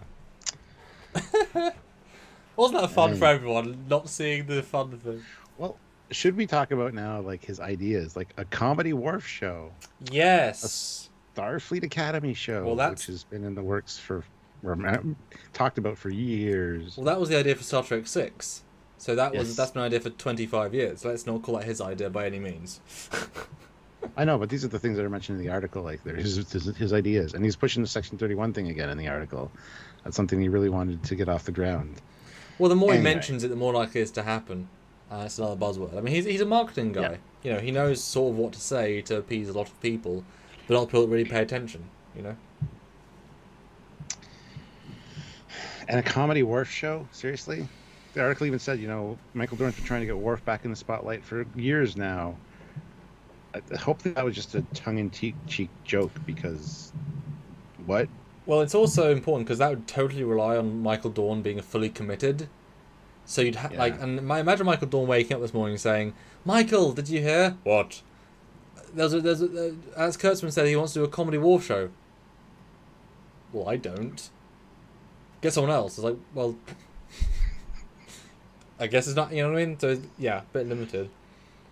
I mean, what does a Comedy Wharf show even mean? I mean, he's older, but makeup doesn't mean he won't necessarily look older. I think Michael Dorn's idea for Worf is fine.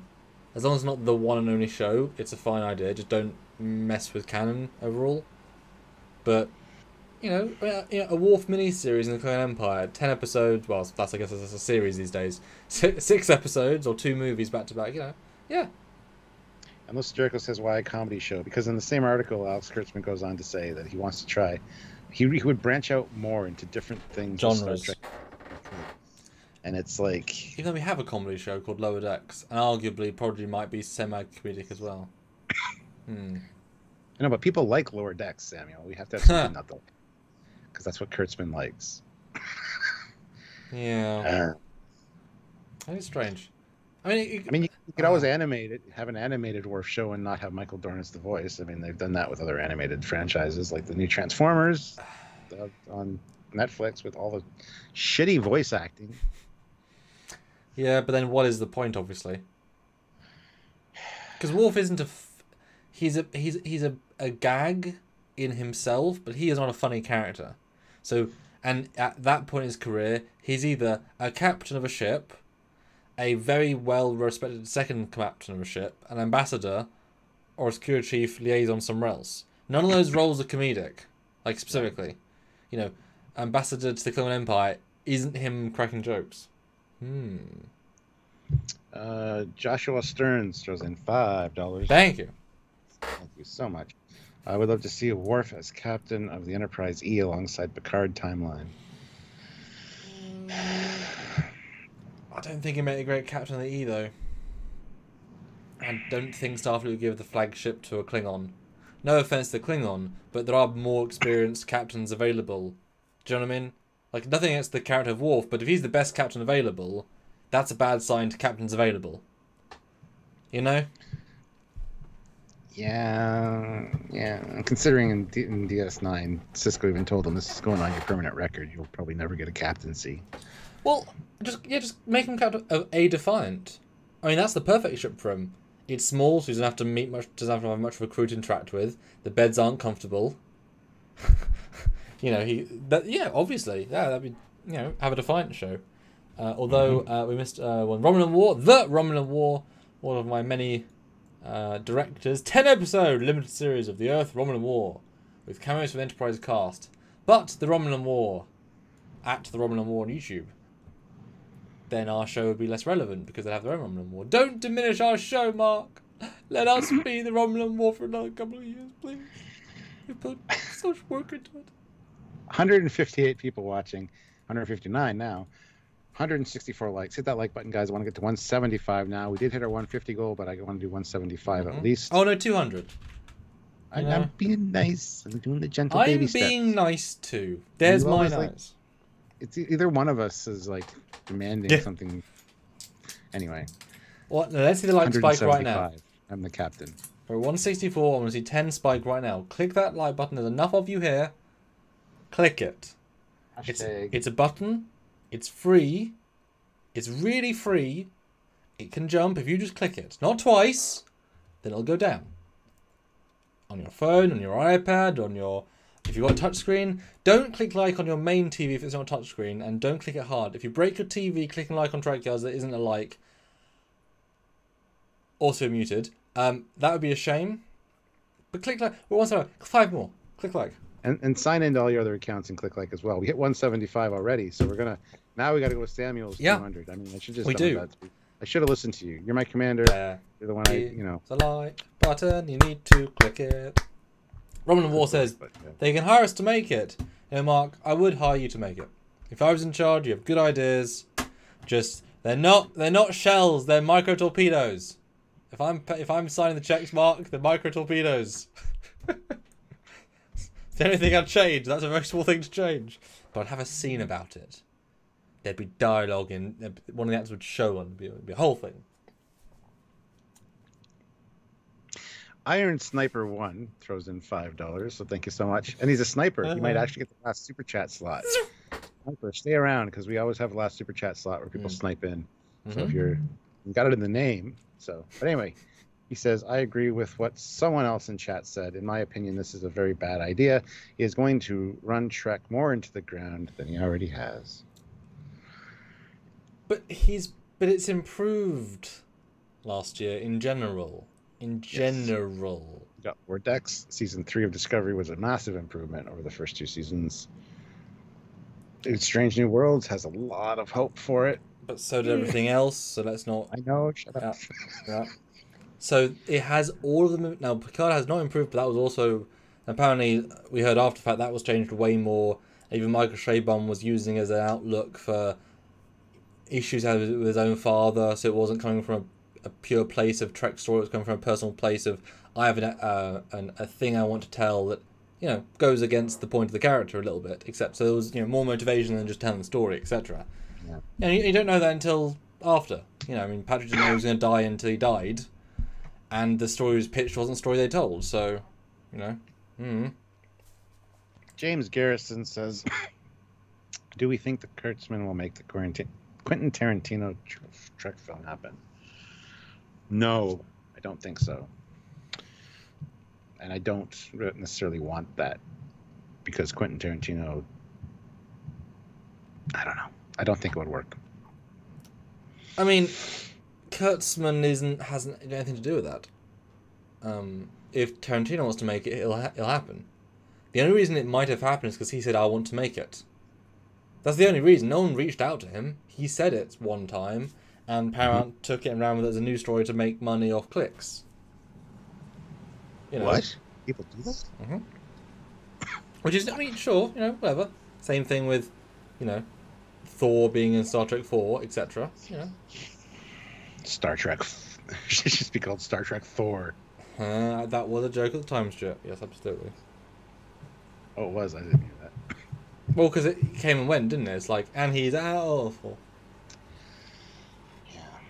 Guys, 14 more likes. That is such a low number for 161 people. That's just such a low number that even Kurtzman can get that many. Attending their reviews. But put in the chat right now, guys, do you want to see a new Michael Dorn-led Worf TV show? No specific theme or whatever, just would you want to see a Michael Dorn show? Yes or no in the chat. Blunt answers, put them down. Put the typing where the mouth is. Yes, let us know in the chat so we can talk to you about it. And 10 more likes. Easy to do. You know what?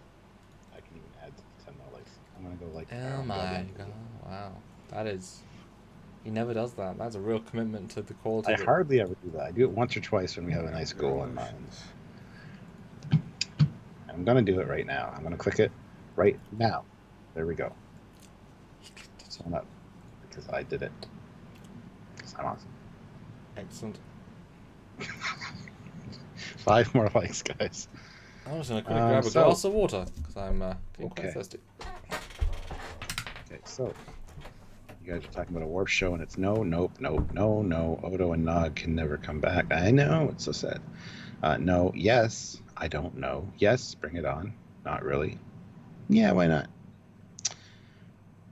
No. A Worf co-ed. Affirmative on that. Star Trek. Thor, Love, and Blunder. God damn. No, yes. Oh, wait. Not really Worf crossover, maybe, but not a series. This is live. This is live, yes. Yes, definitely. I think Worf, but I think the character is done. No, I've never been a huge fan of Klingon stories. Same here. Hello. No. A Trek short, yes. There's a lot of no for Worfs. Ooh. A new Worf show. I like they'd give a Trek short. See, Trek shorts, they could bring back all the old characters. Have their own little thing. A 15-minute Worf piece. That'd be great. So, yes, short Treks is definitely a gold mine waiting to happen if they use it properly. My issue with that, I've now written like 7 15-minute shorts. You can't tell a long story, obviously, and you can't tell a deep story. It's really only a couple of scenes, and if you want a satisfying ending, you can't really have development, you can't really have whatever, you got to truncate the jokes, you got to make it a lot simpler. It wouldn't... It's already an established character that's had years of build-up, and we know the character, so little moments would be fine. Unless he's, like, set in Picard era, then we don't know his history for the last 20 years, and so he's now basically a new character. You have to give all back, you have to, you know, like, unless it's just about seeing him in a room. Hello, Worf. Hello, Captain. Let's talk 15 minutes, which is, hey, those 2 Brent scenes with Picard were great. Sure. But that wouldn't be a satisfying story for non-Trek, you know, the greater mileage. It's you know, it's tricky. Yeah. That's why I said miniseries. You know, give him 3. You know, or just a movie. You know, give him the Captain Worf movie. I keep saying this. Don't do Trekyards fine, yes, but do straight to Paramount Plus movies. You know, give them $5 million. Have a legacy, you know. Yeah. Mini Ontum 69, $5. A Worf and Quark buddy comedy. Last one episode is Worf beams Quark. Yeah,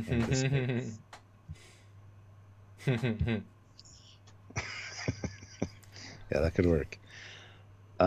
See, I would actually like that if it was all a joke, as in it's the Worf and Quark spin-off show. They promote it like a full TV show. They even film stuff that's not in the series, and it's one episode, and at the end they part ways because they can't deal with each other. And then it's like, then that's it. That's a season. And I was like, wait, it's not 10 episodes?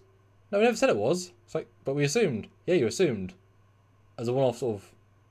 Yeah. For the lols, that'd be fun. Sergeant Montgomery says, I want to see audience. Tom Hardy in a Kelvin Stargazer show. Well, Tom Hardy will never return to Star Trek. He almost ended his acting career because of Star Trek. Almost ended it? What? Well, that's where he started his big... That's where his first big movie role. There was such a negative reaction to that movie. Not to him, though. No, but read up on it. He almost gave up on acting because of that. Oh. Because of the response that movie got. So I don't think he'll be coming back to Trek anytime soon. And somebody had asked earlier if we were making new Trek, where would we set it? And Matt Boardman gives a $5 super chat of, I want them to do a series set in the Lost Era, and I completely agree. That's a great time period, both visually and just unknown. We don't know what happens during those missing years between the movies and TNG, really. Perfect, fertile ground for a new show, or a few new shows. And I'm gonna go out on them and say I don't want that because they'll mess it up visually. Because once they set a hologram-based ship, as in blue holograms with all the old cards of Discovery in that era, they're wearing sleeked-out red versions that don't look the same, that have got deltas in the pattern. That'll be the retcon look of that era. Done. You know. I meant do it right though. But they won't, unfortunately. So I won't take it until the next gen do. It's tricky, it's tricky because I don't want them go forward if you have to, because you can still retcon forward. Like you can still retcon they've already retconned 09 once. They could retcon it again, etc., etc. If they go future. Smart Smears puts in $2. Thank you. If McMahon was to get a new show, what did you want? That's a good question. He would be perfect for a Lost Era show because he would know how things should look. So there you go. And I don't want it to be animated. I'd love to have him have a live action reign. That'd be awesome. I don't know if he'd be a director on that. I think he'd be a showrunner, not a director. I don't think he has, because it's not the same to direct live action to audio. Yeah. And he's even said in his interviews he lets the animators do their thing. So he's not the one creating the visuals. So he wouldn't be creating visuals this other show. He'd just be the showrunner. That's why he hired DPs and directors. But he's more the idea man. And voices, you can direct voice a lot easier because it's very specific on the performance level. What live action for him? A Packard show. TNG or a Packard show. The Packlids. No, it's How the Packlids Rose to Power, a 3-part documentary series in universe. Talk about the rise and fall, and it starts with a recreation of the TNG episode. Leads the Packlids finding Klingons, and you get to meet Martok before he's Martok. Young Martok, and then at the end you see a recreation of Lower Decks in live action, and there you go. Packlids. Friend or foe? Idiots or victors? In this 3-part documentary, we will be right in with the Packlid leaders and see, are they the new force of the Alpha Quadrant? Did they make Romulans weep? Do they make the Borg look timid? Is the power unmatched of the Packlid Empire? Dare I say, the Packlid... I went Empire. I can't get what was one Empire. Packlid Dominancy. For some reason they want to call themselves the Packlid Dominancy. It's a very weird name.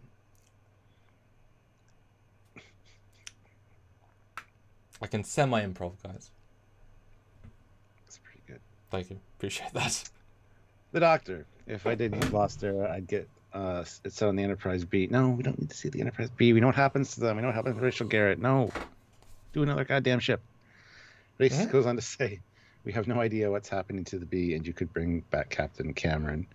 You mean Lieutenant Castile? No, he means Enterprise B with John Harriman. The C's, the other guy. Oh.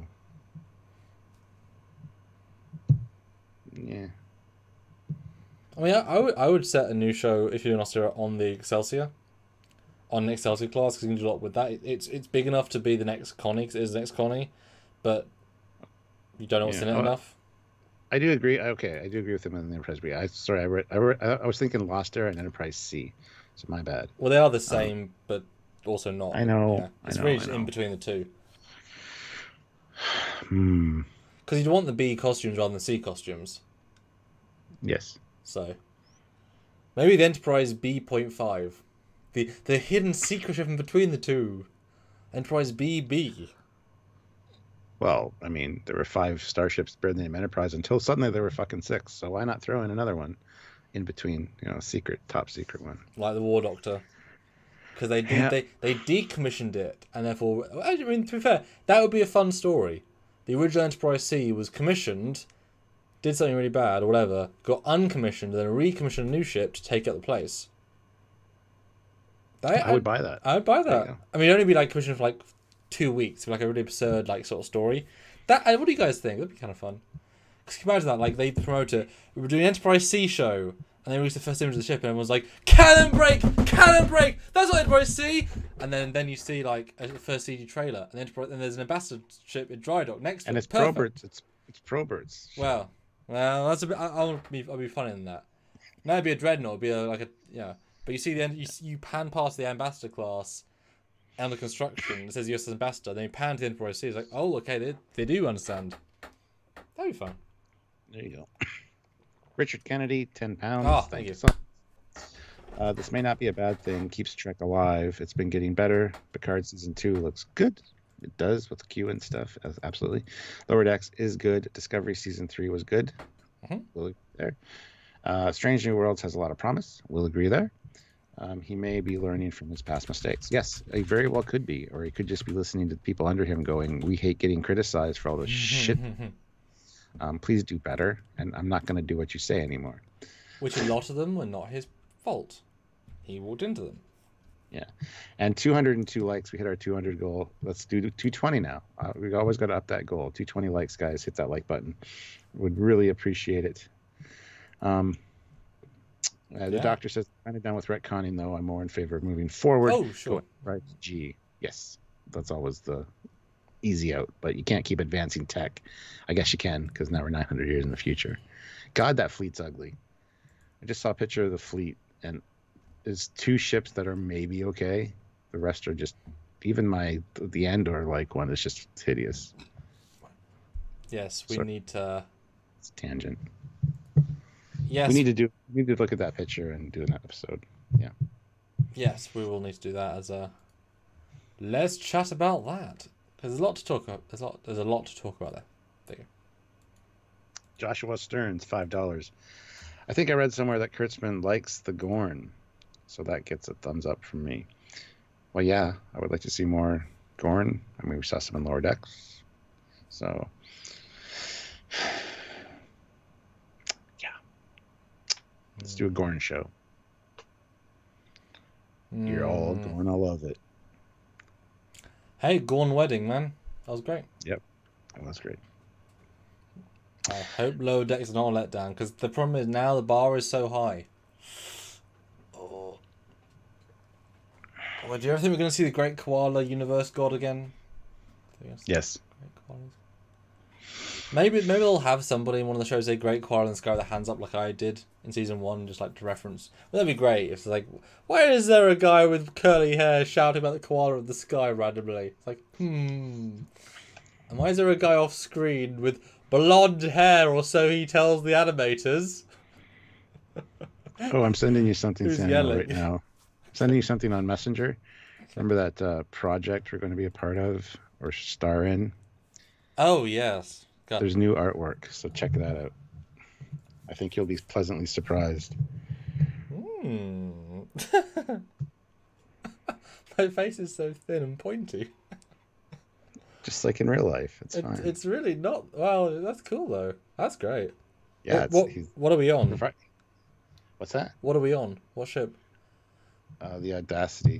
Because it's like a D bridge. The Audacious. I forget. Anyway, it doesn't matter. Point is, he hired a professional artist to do it. I was gonna say this is like legitimate comic. Yeah.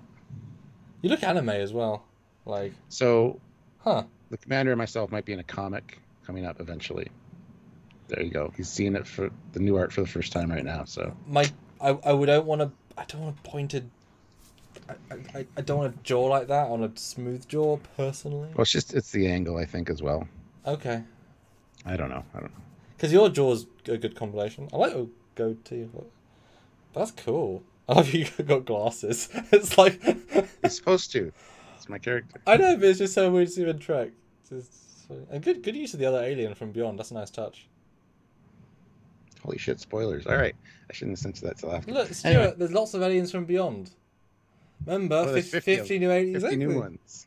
Exactly. Look, we all love the alien whose head opened up and kept a thing in their head. You know, that was a thing. Moving on, Fleet Pop Swiftback puts in $5. Oh wow, haven't seen 200 likes in a while. Oh hey guys, I made it. LOL. More Trek is always good, even if AK is in charge. Is it though?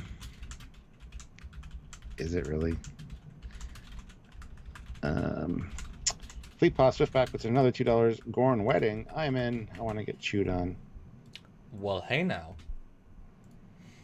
Well, is that already a kink at a Gorn Wedding, or is that just not? Is that just saying hello? That's just the reception line. Yeah. No, I mean, I'm. God, there's gonna be so many good things to watch in Lower Decks. Just the linking. I do think there'll be something from Discovery or Picard in Lower Decks season 2. I really do. I think they'll throw something else in. Yeah. Marked Ashamed, great name, puts in $2. More bad news. Well, we just had a nice long discussion about it. Yeah, there's good and bad involved in this. So I think the consensus is it's good that they are committing to more years of active Trek. He might not be the best force, but he can hire good people. He can also hire bad people, but he's actually managed to hire at least 2 better people.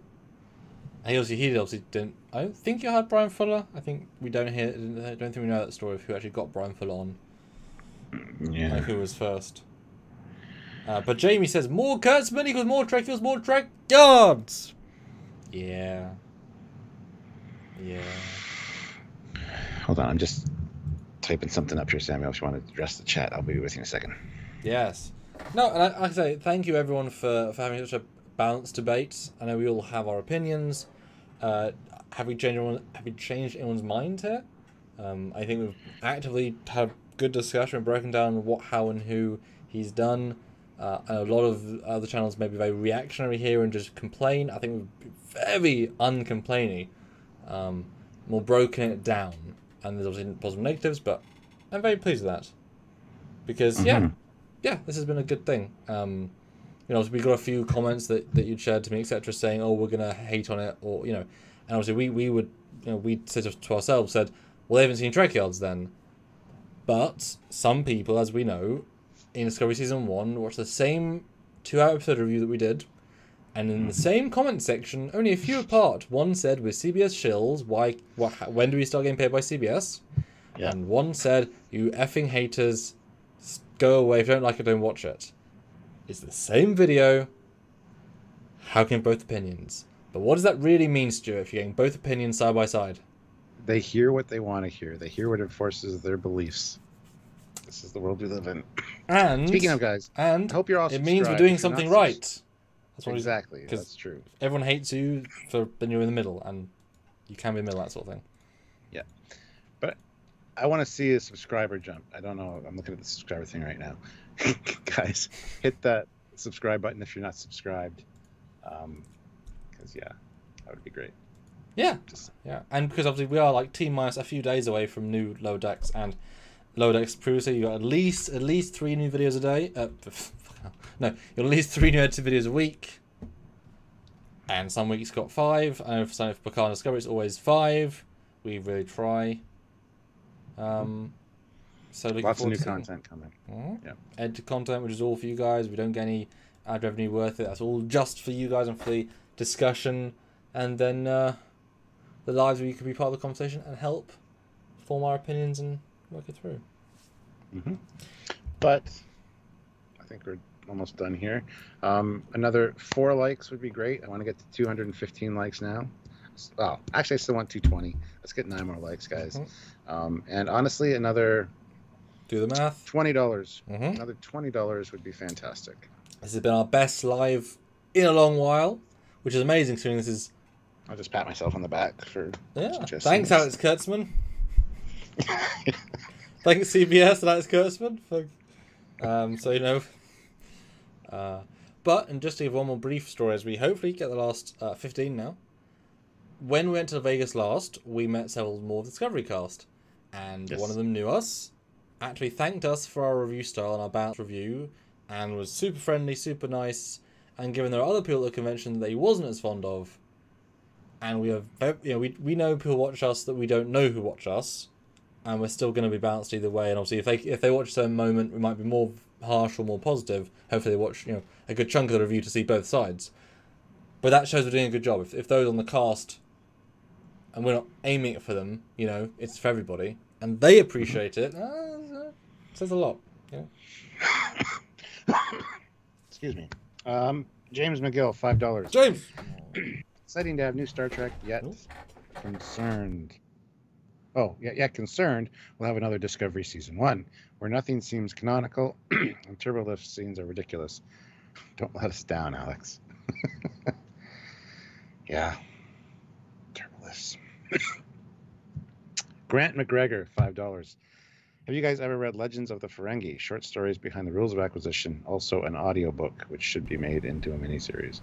I've seen the book. I have not read it or listened to the audiobook, but it's definitely something I'd be interested in for sure. That sounds fun, for sure. I believe I've read one of them and I quite enjoyed it. I don't remember when, where, or how, or who, but I think I did. Well, there you go. I'm more into audiobooks. So if it isn't an audiobook now, then I probably haven't listened to it as much. Endless Jericho says that was Rap, I bet. A nice guy. Well, him and Mary Shifo watched our stuff during Season 1. He liked our prediction videos to see what we got wrong. So Anthony Rapp watched that. Mary Shifo watched our Klingon stuff because she wanted to learn more about Klingons. And I think Shazad also had seen our Season 2 stuff at that point. Yes. Yeah. And then Bryce, the black bridge officer, him and Reese had watched Trekyards. Reese didn't remember. Reese was like, huh? Remember that we were watching? So yeah, they watched us as well. So yeah, and Shazad heard of us to know what we were like, except good things vaguely. That's what it was. Yeah. And then once he met me, he remembered me every time. So and Jason Isaacs hadn't heard of us, but we gave him a card and told him to check out our content. And he's like, I'll definitely do that. Probably didn't. And he gave us, okay. And he gave us his card to check out my content. His podcast. Oh no, that was Anson Mount. That was Anson Mount. Sorry. The Well is his podcast. Yeah. But, sponsored of this. No, well, that's sponsoring. No, Jason Isaacs. Yeah, Jason Isaacs. That you really you threw me in the bus. He was I was just going to get to that story. Awful. He was the nicest guy, and I'm like, he doesn't like you. He never liked Captain Lorca. I love Captain Lorca. Yes, but you just like sadistic people. He's the nicest guy, though. Like, he's so not Lorca at all. No, he's not. He's very genuine. So, it was good. It was good. That people are actually on set watching our stuff. We also know some of the behind-the-scenes people, quite a few of them, graphics designers and designers. You never know. Yeah, but the fact is, no one else does reviews of the tricorders. So obviously, if you're the one on the tricorder, you're probably gonna look and there's Trekyards. And if you're in Discovery Season 1 or 2, it's like, look, they keep reviewing our stuff. I want to know what they do next. I want to see what they do next. And I've had so many comments on things, etc. And hopefully we can help in some small way as a. And S1 Anwar Mount has a podcast. Yes, it's called The Well. If you want to look it up. Yeah. Fleet Paw Swiftback, $2. Pat's Foley and Sam on the back. Good job, gents. Thank you. And we are $4 away. Yeah. So few. And I want to point out too that we met Mount in Birmingham, not in Vegas. Yes, I met him in Germany first, and then Birmingham. Yeah, that's when. Yeah. Mm-hmm. Not a bad account. $2. What eye injuries can we anticipate on screen? All of them. They're gonna make a shish kebab of eyeballs. It's gonna be like they're gonna be in a market on a planet, panning across. You're gonna see like this guy with different animal eyes on a skewer. That's gonna be the joke. Calling it now. That's what I would do. Or maybe a phaser through the eye. Ooh. Or like a pulse. Well, they're like pulse phasers. So, and then fall down. Yeah, that's what I'd say. That's great. Mm-hmm. $5 more, and then we can go. And how many likes? Give us that final boost, Stuart. Oh, I got the 220 over here. 225. There you go. 4 more likes. 4 more likes, guys. 4 of you out there haven't hit that like button, and I know it. Let's do it. Jason Isaacs and Tom Felton are so funny when online and they interact. Yeah, I was really surprised that he was so friendly and welcoming and just such the nicest guy. I really didn't expect that from somebody like such a big actor. He was great. So, Sergeant Montgomery, $2. Trekyards comm badge sales. We have comm badges. We got a lot of different styles of comm badges. So if you're interested, I mean, shoot us an email and I'll let you know what we have. But what more made actually? But what email, Stuart? Trekyards@hotmail.com. Or send me a private message on Facebook. Whatever. Yes. It's all good. And I'm still proud of our original resin batch. They were great. Yeah, the resin ones were fantastic. I actually have one over here. I remember I gave mine away to someone famous. I think you have the one. Resin. Or since I either did get one back after a while, or I can't remember who got my famous. What famous guy got mine? I can't remember. Either Rick, John, or Doug, I believe. Yeah, I think it was one of those. No, we bought one for each of them. Somebody else we gave one to. Because we were like, well, we only have we were like, yeah, you have 3 in your house back in Canada, but I have mine here. Yeah, that's fine. Oh, that must have been then. Maybe we lost one. I don't know. Anyway. Yeah, it was real. Somebody's got it. Yeah, it was a big person to give to though, because they which is a bit weird. I don't remember where or how, but yeah, somebody. Well, not a band account. $2. Yes. Next season of Picard needs to be darker and slower. No and no. Oh. Squadron Course, $2. Running late. What did I miss? Well, everything. Go back and watch it. It's actually a very good discussion. I actually really enjoyed this one. Mm-hmm. Far more nuanced than you guys would think. And we hit our 225 likes. We hit all the goals, Stuart. Yeah.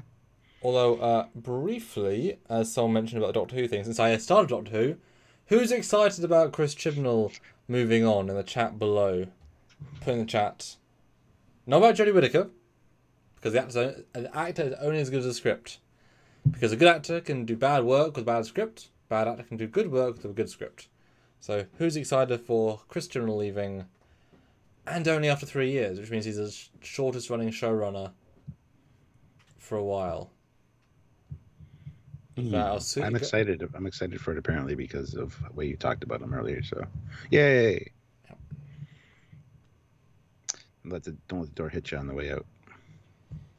Yeah, literally the first time in 9 to 10 years that we didn't actually watch Doctor Who on the Saturday or whichever day it came out. We didn't watch 3 in a row and then watch 3 back to back over 3 nights. They were that uninteresting that we stopped watching them live for the first time since they came out. Yeah. Well, Dan23 says Lego Star Wars are doing a new Halloween special in October of 2021. Oh. They did a holiday special last year. I know. We watched it and reviewed it. We did a live of it, and nobody showed up. No one at all showed up. Yeah, it was really disappointing. Nobody gave a shit. No one at all. So. Yeah, it was really disappointing. And it was a really bad special, by the way. It wasn't good. I enjoyed it. It was fun. I didn't. I think you enjoyed it more than you remember. Maybe. It's not good, though. It's got some good scenes. It's like Star Trek 5. It's got some really good moments. Yes, moments. Some very, very good moments.